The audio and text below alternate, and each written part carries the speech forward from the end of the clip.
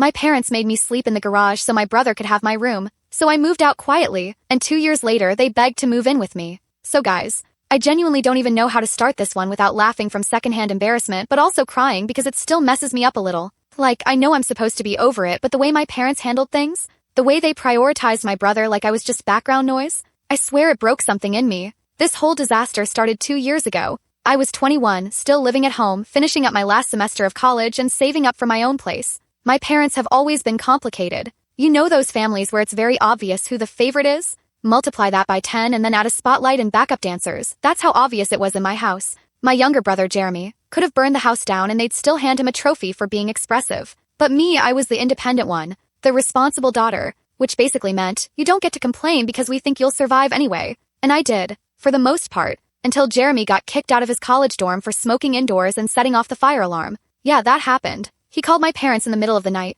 fake crying about how unfair the university was and how he had nowhere to go. They didn't even hesitate. They told him to come home. I remember sitting on the couch that morning eating cereal when my mom dropped the bomb. So, honey, we were thinking maybe it makes sense for Jeremy to take your room. I blinked. Huh. She tried to smile like it was a reasonable suggestion. Just temporarily. He's going through a lot right now and he really needs structure and support. Okay, but that's my room. Sweetie, you're barely here during the day, she said, like that made it better. You work part-time, you study at the library, and you're leaving soon anyway. I looked at my dad, hoping he'd be the voice of reason. He just shrugged and said, we cleaned up the garage for you. It's spacious. You'll be fine in there, right? Y'all, the garage. Like I was some broken bicycle they could store until further notice. I laughed at first. I thought it was a joke. I kept waiting for someone to say, gotcha, but no one did. That night, they helped Jeremy move into my room like it was just normal. And I moved into the garage with a folding cot, a lamp, and a small space heater because the insulation in there was basically non-existent. It was January. I'm not even exaggerating, I could see my breath when I exhaled.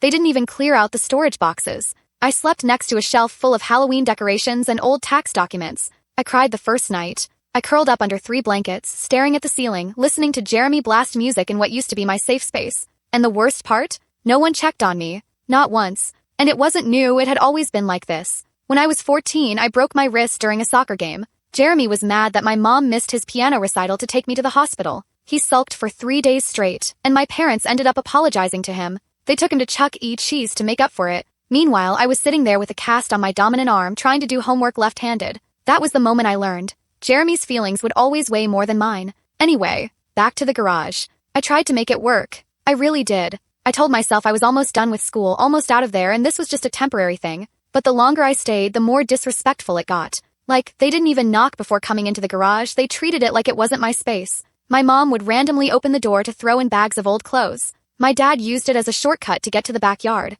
And Jeremy, he threw a party in my old room, invited his college friends. They spilled drinks on my old rug and laughed about it like it was a joke. That night, I seriously considered just packing a bag and never coming back. But I didn't want to leave with nothing. I had a plan. I was already saving, already job hunting, I just needed a little more time. So I kept my head down, gritted my teeth, and waited. One night, I was at Casey's place, venting while she made ramen. I remember saying, if I see one more spider in that garage, I swear I'm moving into your pantry. She didn't even laugh. You should. Come live with me. You don't deserve this. I told her I just needed a little more time. My lease fund was at 75%. Once I hit my number, I was out. She looked me dead in the eye and said, they're not just treating you like a guest, they're treating you like you're in the way. I didn't even respond. She added, when you leave, don't say anything. Just go. Let them wake up one day and wonder where you went. And that stuck with me like glue. So that became the new plan. I didn't want some dramatic exit or a tear-filled confrontation. I wanted silence, I wanted peace, I wanted my own keys, my own locks, my own heating system, thank you very much. I started working extra hours. Picked up a remote gig tutoring kids online. Sold old clothes on Vint. Every cent went into my get-out fund. And then one night I hit my goal. $7,500 in savings. Enough for a decent apartment deposit, furniture, and a few months of rent cushion. I found a studio downtown, small but clean and warm. So I moved out. I left on a Tuesday morning while everyone was out. No big goodbye. I packed my car, took one last look at that dusty garage, and drove away. No regrets. Before I get deeper into this, I'd love to know what city, state, or country you're watching from today. Drop it in the comments below. And if stories about finding your voice and standing your ground speak to you, hit that like button and consider subscribing so you never miss the next one. Thank you, and let's keep going. So remember how I said I left quietly? Yeah, that part went exactly as planned. I just packed my essentials, loaded up my little car, and ghosted. And it was glorious. First night in my studio, I sat on the floor with a microwave burrito, no furniture, no TV. Just my laptop, a folding chair, and the kind of quiet that doesn't scream you're in the way. And I slept. Like actually slept. No bass thumping from the wall behind me, no cold concrete floor under my mattress, no "why are you still here" looks from my parents. Just peace. But you already know that kind of peace doesn't last in stories like this. Fast forward to literally 3 days later, not 3 weeks, not 3 months, 3 days, and my mom was blowing up my phone. Missed calls. Voicemails. Where are you? Why didn't you say anything? Are you okay? Blah blah blah. I didn't answer. Not because I was trying to be cruel, but because I didn't owe them that explanation. They made it clear I wasn't a priority, so why was I suddenly a priority now that I was gone? Then Jeremy called me. And y'all, this boy had the audacity. "Bro, are you seriously mad just because I needed your room?" I said no. I'm mad because no one asked me. No one considered me. And you threw a party in my bed, so yeah, I'm a little mad. "It wasn't that deep," he replied. "You were already halfway moved out anyway." I snapped back. "I was living in the garage, Jeremy. Not Paris." He goes, "Whatever. Mom's freaking out. You could have just told us." I said, "And y'all would have done what? Let me stay in the garage longer while you lit candles and sang Kumbaya in my room?" I hung up, and I didn't answer after that. I needed distance. I needed space to figure out how to stop being the default disappointment in a house I never really felt safe in. Side note, a quick flashback that still hits me. When I got into college, full scholarship, first-gen student, huge moment, my parents didn't even come to orientation. Why? Jeremy had a soccer scrimmage. A scrimmage, not even a real game. I sat in the welcome session by myself, surrounded by families taking pictures and moms crying with pride, while mine texted good luck with a soccer ball emoji. So yeah, I didn't feel that bad not saying goodbye. Now here's the part one didn't expect. A month later, my dad called me from a different number, and I answered without thinking. Big mistake. "Hey, kiddo. Just wanted to check in. Mom's been worried sick." I said, "I'm fine." He replied, "You didn't have to disappear like that. We were trying our best." I just laughed. Like, genuinely laughed. You put me in a garage and called it trying your best. That's wild.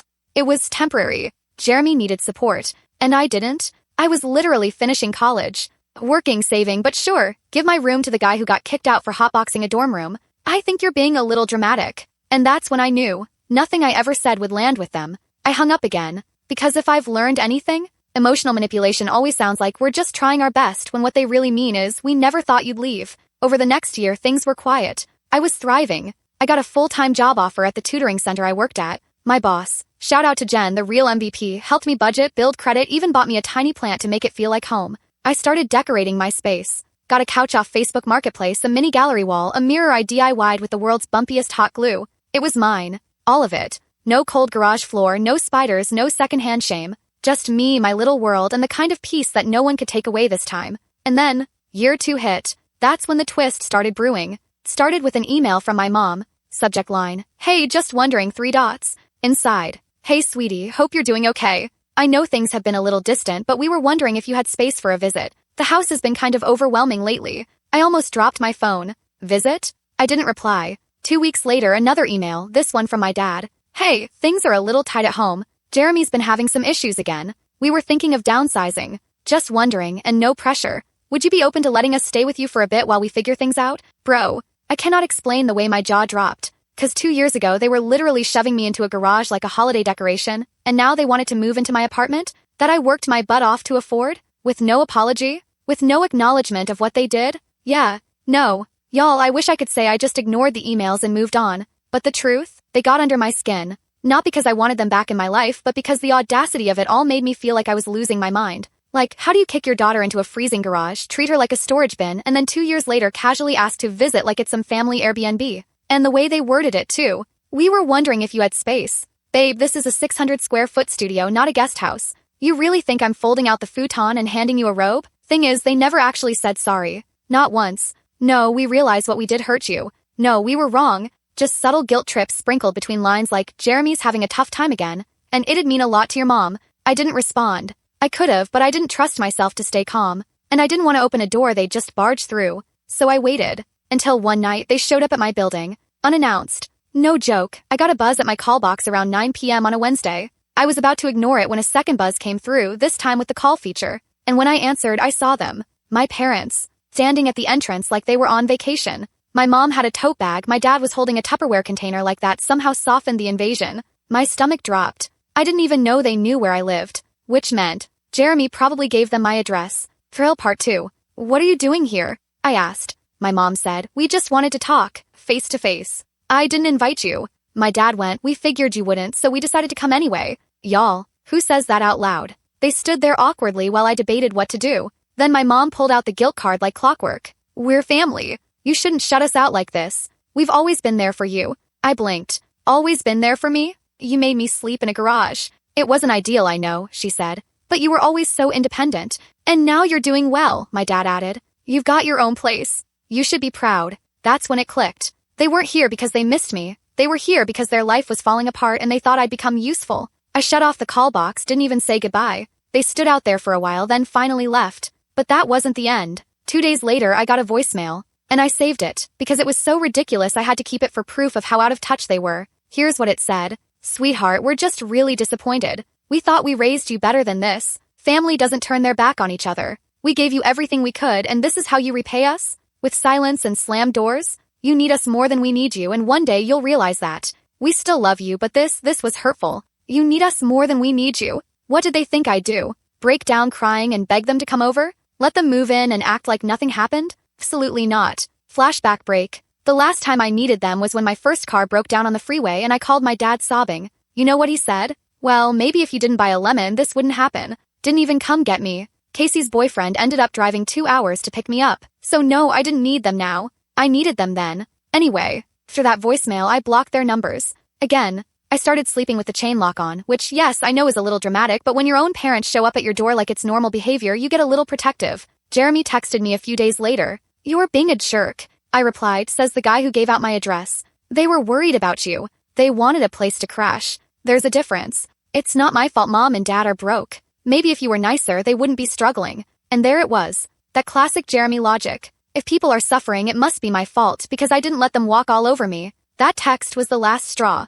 I blocked him too. Now here's where it gets even more wild. A few weeks after that mess, I got a LinkedIn message, yes, LinkedIn, from an old neighbor. She said, "Hey, I saw your parents moving stuff out of their house the other day. Everything okay?" So I did what anyone would do. I stalked the Zillow listing. And sure enough, they'd listed their house. Below market value. Like they were desperate. Apparently, Jeremy racked up some serious debt. Credit cards, failed side hustles, you name it. And guess who co-signed half of it? My dad. They were hemorrhaging money. And the only solution was to sell the house and find somewhere else to stay. Which is why they were suddenly knocking on my door like Jehovah's Witnesses. So boom, their house is officially listed and everything suddenly makes sense. I don't even blame them for struggling. The world's a mess, money's tight, people lose jobs, I get that. What I do blame them for is pretending it was about love. Because they didn't show up at my door with humility, they showed up with expectation. Like, "Hey sweetie, we ignored your existence for years and made you sleep next to a lawnmower. But now we're in crisis, so obviously you're gonna let us move in, right?" No apology, just bold-faced entitlement. I ignored the situation as long as I could, but when the house listing started circulating in our old neighborhood's Facebook group, I knew it was only a matter of time before someone said something directly to me again. And sure enough, Casey did. "Girl, you seen the post?" "Which one?" She sent a screenshot. It was a picture of my childhood home, empty porch, for sale sign in the yard. "You okay?" she asked. "I'm fine."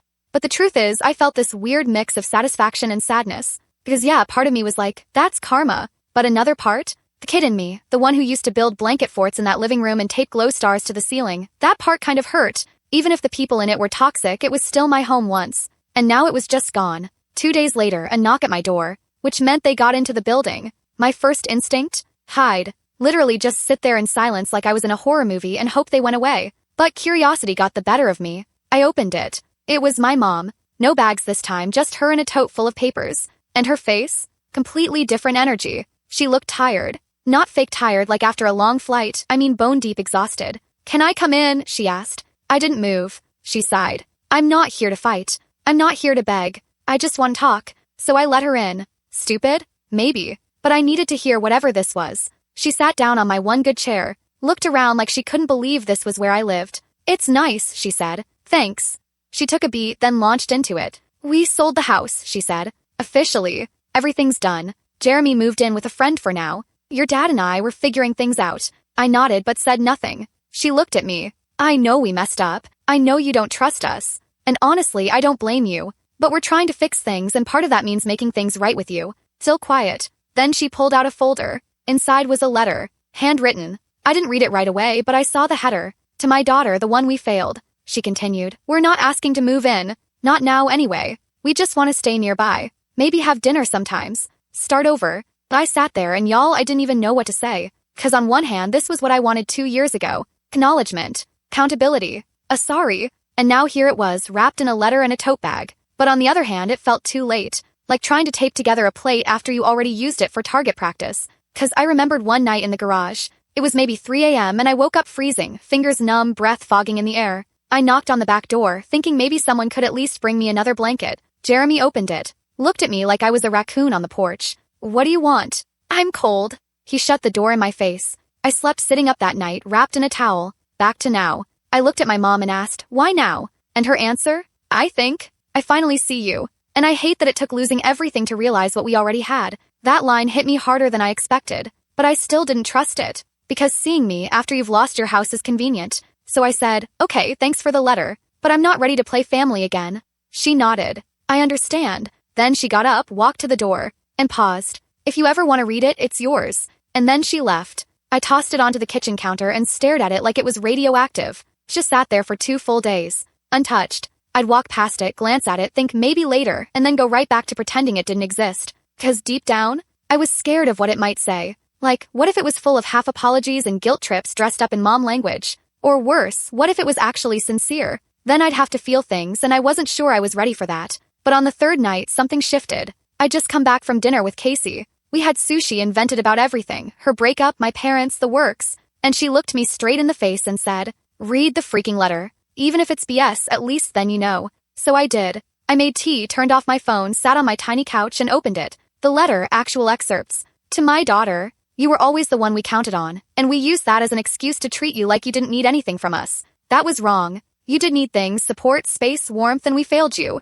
I still remember the day we asked you to move into the garage. I told myself it was temporary, that you wouldn't mind, that you were tough. But the truth, I knew we were choosing Jeremy. Again. You didn't deserve that. You never did. And I've spent every day since regretting it. Your strength is what allowed us to overlook your pain. And that's not love, that's laziness dressed up as admiration. I don't expect you to forgive us today or tomorrow, but if you ever do, I want you to know we'll be here. Not because we need a place to live, but because we finally see the daughter we should have cherished all along. I'm not gonna lie, I cried. Hard. Not because it fixed everything, but because it was the first time in my entire life my mom had written down that she saw me, that she understood the way her choices affected me, that she remembered. I sat there, holding the paper like it was glass, and for the first time in years I didn't feel angry, I just felt tired. Like I'd been carrying around a full backpack of bricks labeled, "Why wasn't I enough?" and someone had finally taken one out. I put it in a shoebox with my graduation cap, a photo strip from high school, and a pressed flower my grandma gave me when I was 9. Stuff that meant something. Stuff that lasted. Fast forward a week. I get another email, this one different, from a contact I didn't recognize. Turns out it was from Jeremy's old friend, the one he moved in with after the house sale. It said, "Hey, I know this is random. I'm not trying to start drama, but I thought you should know. Jeremy's been telling people you kicked your parents out and refused to help them when they were homeless. Just figured you'd want a heads up." Bro, the lies. I was stunned. Like, how do you rewrite history that fast? How do you make your victim the villain and sleep at night? First, I wanted to confront him, call him out, maybe send a group text that said, "Funny, I don't remember sleeping in your garage." But then I remembered what Casey said over dinner. You don't have to clap back when you've already moved up. Like, what's the point of arguing with someone who thrives on being the center of the mess? Let him talk. Let him lie. Let him tell whatever version of the story helps him sleep. Meanwhile, I'm over here building a life he'll never get access to again. Little side plot. I started volunteering at this teen mentorship group downtown, and one of the girls there, Alyssa, reminded me so much of myself at 17. Smart, quiet, overlooked. One night, she asked if I ever felt invisible growing up, and I just said, every single day,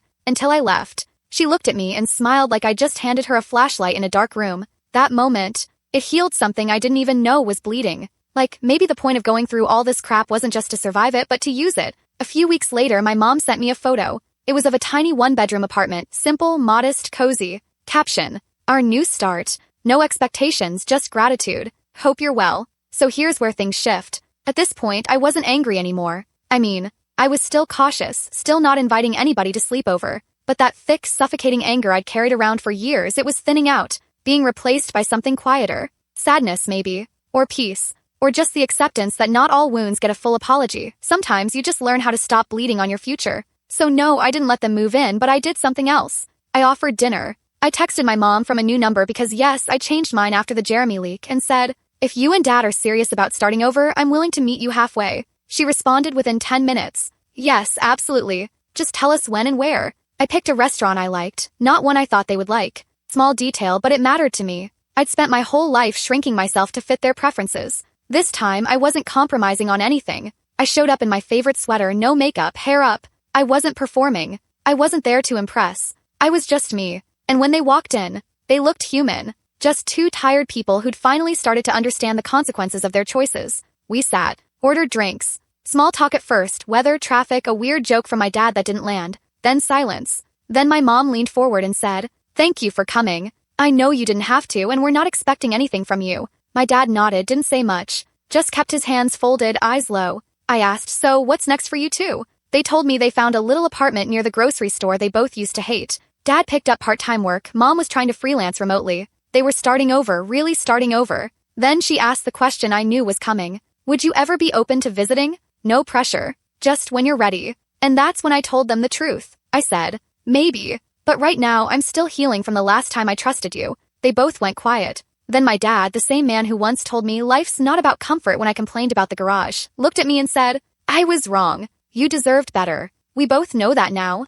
And hearing it out loud actually helped. After dinner, we walked out, said goodbye. No hugs, no dramatic tears. Just a slow, awkward wave and a mutual understanding that things wouldn't magically reset overnight. And I was okay with that, because boundaries don't mean I hate you. Sometimes they just mean I love me now. Date on Jeremy? Still MIA, still blocking me from Instagram like I'm dying to see his gym selfies and crypto memes. But get this, a friend told me he tried to move in with them after his roommate kicked him out. And apparently when they said no, he told them they were selfish, just like my sister. Sir, you have run out of couches. Maybe try self-reflection next. Meanwhile, on my end, I moved out of the studio, graded to a one-bedroom with actual heating, a balcony, and enough space to walk without bumping into furniture. I work full-time at the tutoring center now, moved into a leadership role actually. About 6 months after that dinner with my parents, things settled into this weird, neutral rhythm. We weren't super close. We weren't cutting each other off. It was like cautiously cordial. A few texts here and there. A happy birthday message. A photo of my mom's cat wearing a party hat on Easter.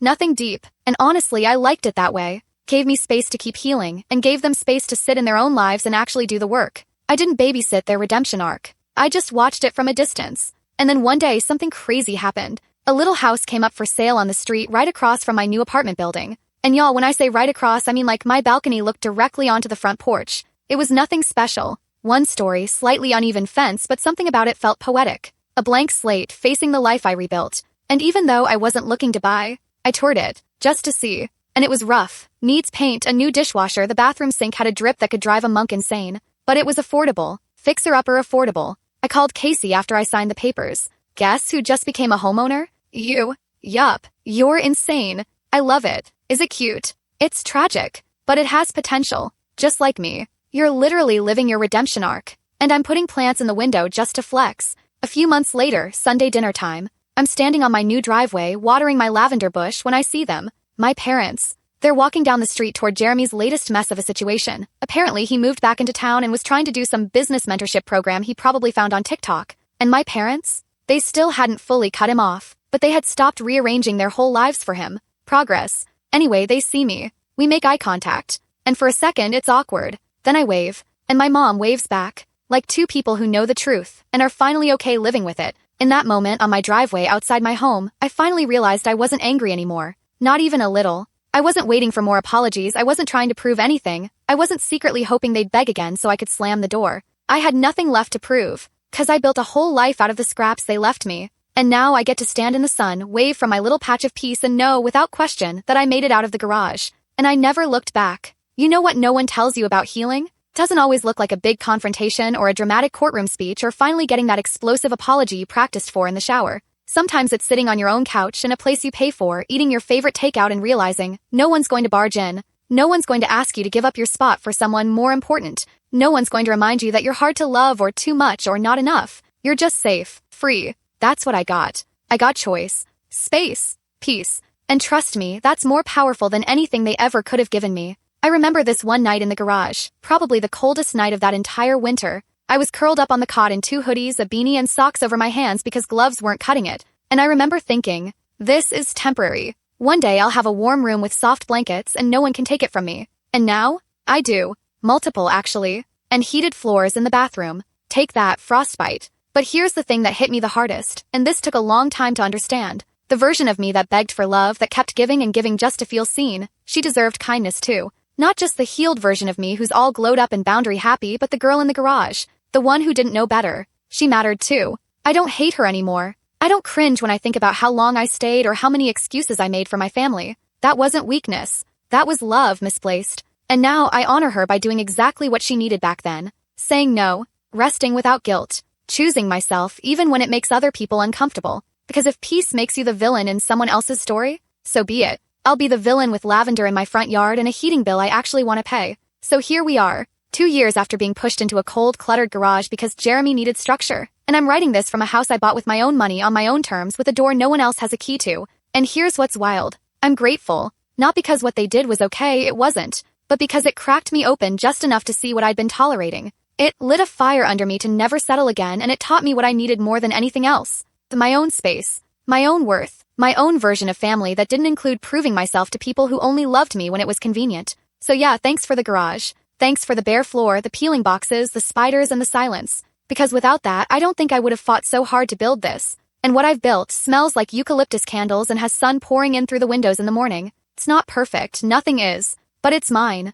Last update, because I know someone's gonna ask. My parents are still renting that one bedroom nearby. Sometimes we get coffee. Nothing deep, but there's a respect there now. A space between us that's finally being honored, not erased. My mom still sends me weird Pinterest recipes I never make. My dad sends me videos of random animals doing dumb stuff because it reminded me of you. I don't know what that means, still decoding it. And that's enough. Not a full fairy tale ending, but something close. Final thoughts. If you're the strong one in your family, the fixer, the peacemaker, the one they think doesn't need anything, this is your reminder, you do. You need warmth, safety, rest. You need to be poured into, not just squeezed dry. And if they can't give you that, build it anyway, even if it starts in a garage. Thanks for listening. Honestly, if you like the story, don't forget to like, comment, and consider subscribing. And if you've been through something similar, I would really love to hear it. We're stronger when we share. Thanks again.